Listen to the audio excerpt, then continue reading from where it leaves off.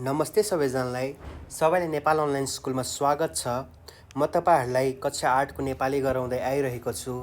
हामीले पाठ 17सम्म पाठ 18सम्म गरिसकेका छौँ र आज म तपाईँहरूलाई पाठ 19को अभ्यासहरू गराउन गइरहेको छु, जसको टाइटल रहेको छ सिंहको र स्यालको कथा भनेर रहेको छ। आज हामीले यस पाठको अभ्यासहरू गर्न गइरहेका छौँ। कृपया तपाईँहरूले कपी कलम अगाडि राख्नुहोस् र त्यही अनुसार लेख्दै जानुहोस् होला है। ल अब हामी सुरु गरौँ। पहिलो अभ्यासमा रहेको छ उत्तर भन। पहिलो प्रश्न रहेको छ भाले र पोथी सिंहको जोडी कहाँ बस्थ्यो? उत्तरमा भाले र पोथी सिंहको जोडी ठुलो जङ्गलमा बस्थ्यो। पोथी सिंहले कतिवटा बच्चा जन्मायो? कतिवटा बच्चा जन्मायो? पोथी सिंहले 2वटा बच्चा जन्मायो। पोथी सिंह किन आश्चर्यचकित भयो? पोथी सिंह जिउँदो सालको बच्चा देखेर आश्चर्यचकित भयो। सिंहका छोराहरू कसलाई झमट्न पुगे? सिंहका छोराहरू जङ्गली हात्तीलाई झमट्न पुगे। त्यसपछि सिंहका बच्चाहरू किन निराश भए? स्यालका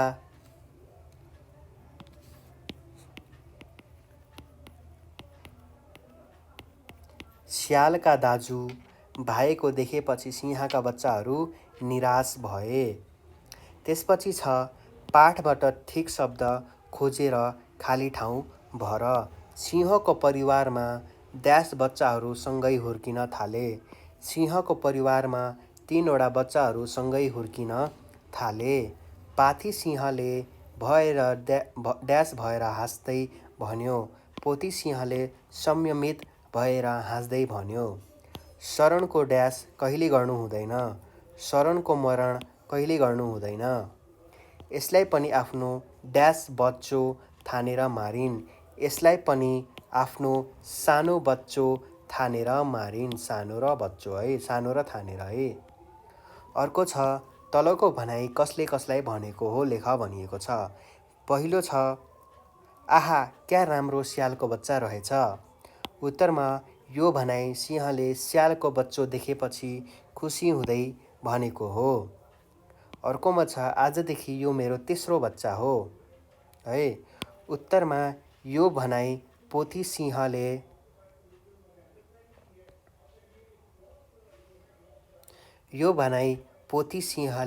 भाले सिंहलाई शरणमा आएको स्यालको बच्चोलाई लालन पालन गर्ने सन्दर्भमा भनेको भनेर लेख्न सकिन्छ। अब अर्को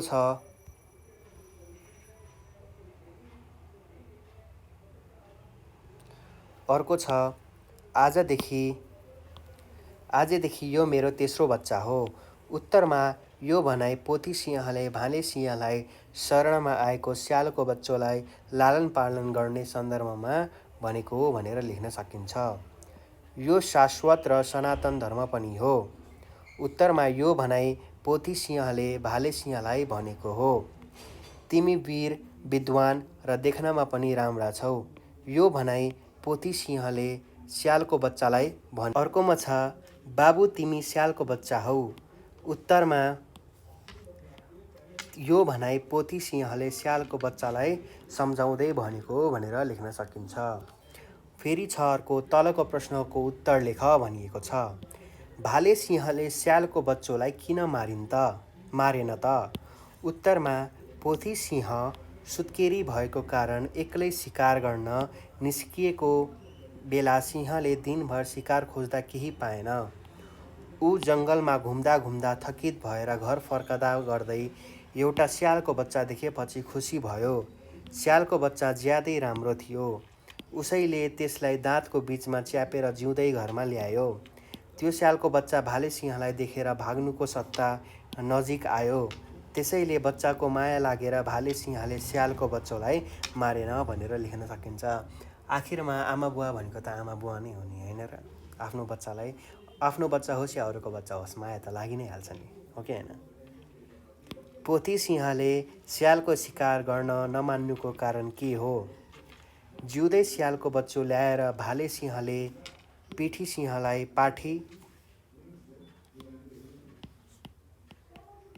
पाठी सिंहलाई मतलब केटी सिंहलाई शिकार गरी पेट भर्न आराएपछि पोथी सिंहले पोथी पोथी पोथी पोथी सिंहलाई शिकार गर्न मानिन्। भाले सिंहले बच्चो ठानेर नराम्ररी नमारी ल्याएकोले उसले त्यसको हत्या गर्न उचित ठानिन। जाने अवस्थामा आइलाग्दा पनि गर्न नहुने काम कहिले कसैले गर्नु हुँदैन भन्ने नैतिक बोध भएको पोथी सिंहले शरणमा आएकोलाई मरण कहिल्यै गर्नु हुँदैन भनिन् र यो शाश्वत र सनातन धर्म पनि हो भन्दै स्यालको बच्चोको शिकार गरिन्। लोग्नेले बच्चा ठानी जिउँदै ल्याएको र त्यो आफ्नो शरणमा आएकोले आफ्नो कर्तव्य र धर्म ठानी पोथी सिंहले स्यालको शोकर गर्न नमान्नुको कारण हो। शिकार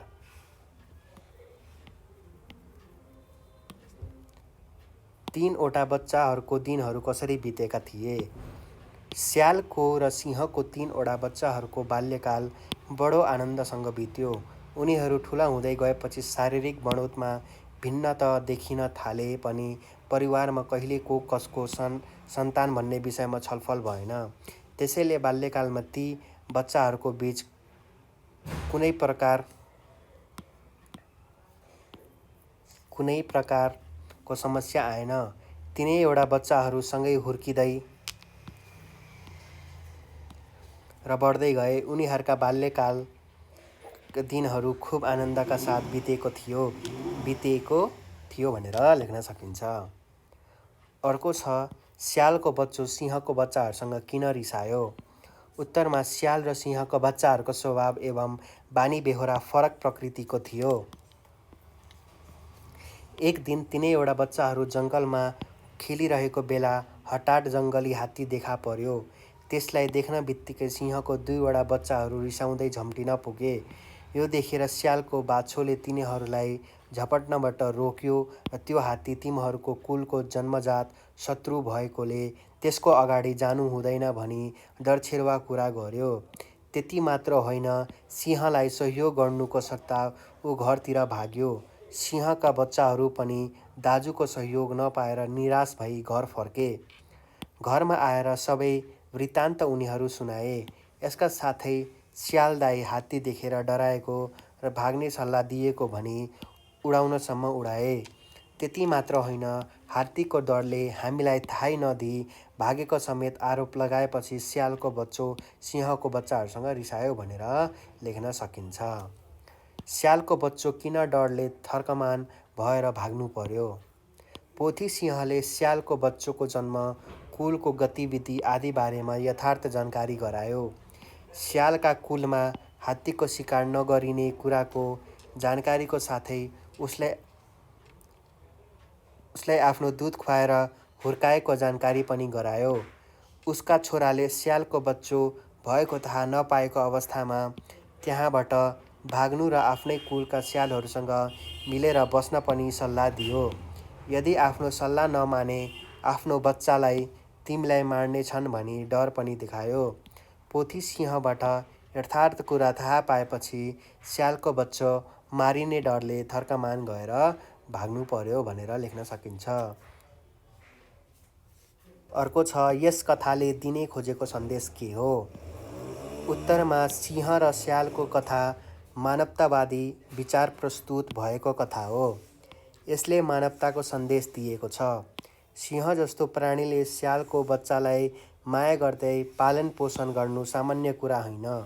यस कथामा भाले सिंहले शिकार गर्न जाँदा बाटोमा भेट्टाएको स्यालको बच्चोलाई जिउँदै ल्याउनु र पोथी सिंहले त्यसलाई आफ्नै बच्चा सरह ठानी लालन पोषण गर्दै दुध खुवाउने अनि आफ्नै बच्चासँग खेल्ने, डुल्ने, रमाउने वातावरण सृजना गर्नु आफैमा महान कार्य थिए। बच्चालाई शिकार गर्नुको सट्टा शरणमा आएकालाई कहिले मरण गर्नु हुँदैन भन्ने यो आफ्नो शाश्वत र सनातन धर्म भएको जनाएर पोथी सिंहले महानताको परिचय दिएको छ। आफूभन्दा सानालाई माया गर्नुपर्छ, उनीहरूको उचित हेरचाह गर्दै विवेकशील भई व्यवहार गर्नुपर्छ भन्ने सन्देश यस कथाले दिएको पाइन्छ भनेर लेख्न सकिन्छ है। त्यसै गरी यस कथाले अर्काको खिस्सीट्युरी गर्न नहुने र सङ्कटका बेला बुद्धि र विवेक पुर्याउनु पर्ने सन्देश पनि दिएको छ। साह्रै मिलेर बसेका सिंहका बच्चा र स्यालको बच्चाका बीच हात्तीका विषयलाई लिएर ख्यालठट्टा गर्दा आपसी सद्भाव टुटेको र एकअर्काको अस्तित्व समाप्त गर्ने भएको अवस्था सिर्जना भएको छ। यस्ता अवस्थामा सिंहले स्यालको बच्चालाई आफ्नै समुदायमा गई मिलेर बस्ने विवेकपूर्ण सल्लाह दिएको छ। यसरी अनावश्यक रूपमा कसैलाई घोचपेच गर्नुहुन्न र सङ्कटका बेला विवेक पुर्याउनु पर्छ भन्ने सन्देश पनि यस कथाले दिएको छ भनेर लेख्न सकिन्छ है। हामीले धेरै राम्रो कथाको कुराहरू पढिसक्यौँ है। अब आयो तलको शब्दको अर्थ भन, यस शब्दको अर्थहरू भन भनिएको छ। वृत्तान्त भनेको के हो? वृत्तान्त होइन, वृत्तान्त हो। वृत्तान्त भनेको घटनाको बेल विस्तार भनेको स्लोली सबै डिस्क्रिप्सनमा दिने, डिटेलमा दिने भनेको हो। सनातन धेरै पहिलेदेखि नै चलिआएको भनेको पूर्वकालदेखि चल्दै आएको हो। विदुषी विद्वान स्त्री भनेको पढे लेखेको स्त्री भनेको एकदम केटी चाहिँ धेरै नै नलेज भएको केटी। क्षितिज पृथ्वी र आकाश जोडिएको जस्तो देखिने ठाउँ। हठात अकस्मात एक्कासी भन्न सकिन्छ। अर्थ स्पष्ट हुने गरी वाक्यमा प्रयोग गर। यो शब्दहरूलाई चाहिँ वाक्यमा प्रयोग गर भनेको छ। टाप कस्नु, प्रहरीलाई देख्न साथ चोरले टाप कस्यो। ज्यान जोगाउनु, हुलमुलमा सधैँ ज्यान जोगाउनु पर्छ। आगो हुनु, उसका कुरा सुनेर बिमला आगो भई। कुलेलम ठोक्नु, कुकुर देख्ने बित्तिकै स्यालले कुलेलम ठोक्यो। निराश हुनु, परीक्षामा असफल भएकोले सागर निराशा भएको छ। शरणको मरण हुनु, विवेकशील मानिसले शरणको मरण गर्नु हुँदैन भनेर लेख्न सकिन्छ। अब चाहिँ शुद्ध गरिस र यसलाई चाहिँ शुद्ध पारिस र लेख्नु भनेको छ। उसले भन्यो सेमिकोलन के शौर्य, विद्या, रूप, सिप आदि केहीमा तिनीहरूभन्दा कम छु र भनेर यसलाई मिलाएर लेख्न सक्नुहुन्छ, शुद्ध पारेर सार्न सक्नुहुन्छ। अर्को छ, यो त हामीले हेरि नै हाल्यौँ। अब छ तलको शब्दको सुरुको अक्षरमा शिरबिन्दु थपेर। अब आयो सिंह, सिंहलाई शिरबिन्दु दिँदा सिंह। संवादलाई संवाद, सांस्कृतिकलाई सांस्कृतिक, संस्थालाई संस्था, संस्कारलाई संस्कार, संरचनालाई संरचना, संयोगलाई संयोग लेख्न सकिन्छ। अब छ व्याकरण यस पाठको। अब हामीलाई यसमा चाहिँ चिन्हको बारेमा पढ भनेको छ। पहिलो रहेको छ अल्पविराम। कुनै पनि वाक्यभित्र क्रमैले आएको 3 वा 3 भन्दा बढी पदहरू अडानलाई अल्पविराम चिन्ह भनिन्छ। उदाहरणमा मेरै थुप्रै सपना छन्, पुरा गर्न अझै बाँकी छन् भनेर लेख्न सकिन्छ। को छ पूर्णविराम। सामान्य भनाइ पुरा भएपछि अर्थात् वाक्य पुरा भएपछि दिने चिन्हलाई पूर्णविराम भनिन्छ भनेर लेख्न सकिन्छ। पूर्णविराम हेरि नै हाल्यौँ। उदाहरणको रूपमा अब म सबैलाई सत्य कुरा बताउँछु भनेर यो पूर्णविराम दिन सक्नुहुन्छ है। अर्को छ प्रश्नवाचक चिन्ह। अर्कोमा छ प्रश्नवाचक चिन्ह। कसैसँग कुनै कुरा सोध्दा वा कुनै कुराको जिज्ञासा राखी प्रश्न गर्दा प्रयोग हुने चिन्हलाई प्रश्नवाचक चिन्ह भनिन्छ भनेर लेख्न सकिन्छ। उदाहरणको रूपमा तिमी कति वर्ष लाग्यौ त भनेर सोध्न सकिन्छ। अर्को छ विस्मयादिबोधक चिन्ह। घृणा, हर्ष, दुःख, प्रशंसा, आश्चर्य, विस्मात आदि मनको भाव व्यक्त गर्दा प्रयोग हुने चिन्हलाई विस्मयादिबोधक चिन्ह भनिन्छ। उदाहरण आहा कति राम्रो ठाउँ। उदाहरण चिन्ह। कसैको भनाइलाई जनताको प्रस्तुत गर्दै गरिने चिन्हलाई दोहोरो उदाहरण चिन्ह भनिन्छ। उदाहरण बुद्धं शरणं गच्छामि। अर्धविराम चिन्ह। कुनै पनि वाक्यको सहयोगी भएर आउने उपवाक्य विषयमा प्रयोग हुने चिन्हलाई अर्धविराम भनिन्छ। उदाहरण तिनीहरू खुबै मिल्थे। निर्देशन चिन्ह कुनै कुरालाई तोकेर देखाउँदा वा निर्देशन गर्दा प्रयोग गरिने चिन्हलाई निर्देशन चिन्ह भनिन्छ। कोष्ठक चिन्ह ब्र्याकेट वाक्यको बिचमा कुनै शब्दको अर्थ स्पष्ट पार्नु परेमा प्रयोग गर्ने चिन्हलाई कोष्ठक चिन्ह भनिन्छ। त्यसपछि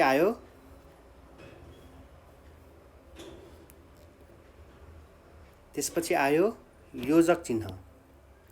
दुई शब्द जोड्दा वा पंक्तिमा शब्द नहटाई अर्कोमा लेख्नु पर्दा प्रयोग गर्ने चिन्हलाई योजक चिन्ह भनिन्छ। अब अभ्यासमा छ, उपयुक्त चिन्हमा प्रयोग गरी शुद्ध गर। पोथी सिंहले भन्यो, सुन अब म सबै सत्य कुरा बताउँछु। बाबु तिमी एउटै स्यालको बच्चा हो। पोथी सहनाले भन्यो, अल्पविराम उद्धरण चिन्ह, सुन अब म सबै सत्य कुरा बताउँछु पूर्णविराम। बाबु विस्मयादिक बोधक चिन्ह, तिमी एउटै स्यालको बच्चा छौ भनेर पूर्णविराम दिन सकिन्छ। पाठको प्रश्न चिन्ह र उद्धरण चिन्ह प्रयोग भएका दुईवटा वाक्यहरू खोजेर लेख भनेको छ। कमा छ प्रश्न चिन्ह प्रयोग भएका वाक्यहरू। कुनै प्राणी मारेर ल्याइदिएका छौ? Question mark. म पनि आफ्नो पेट भर्नका लागि यसका हत्या किन गर्छु र? Question mark.